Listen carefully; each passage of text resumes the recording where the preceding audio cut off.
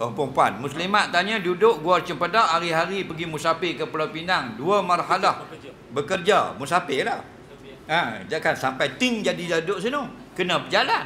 Jalan tu panggil musafir. Melayu berjalan. Arab musafir. Orang yang berjalan. Okey? Kalau 2 marhalah ke atas setiap hari pun boleh jamak qasar.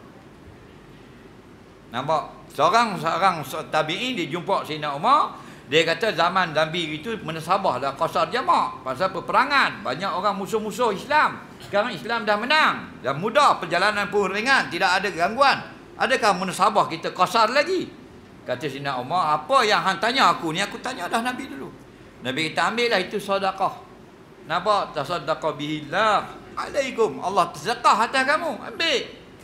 Maknanya, hari-hari kita musafir 2 marhalah, hari-hari boleh jamak qasar. Dan mana Allah? Allah salat macam biasa. Tapi nak jamak qasar, silakan. Kerana dah cukup syarat. Okey? Lagi soalan?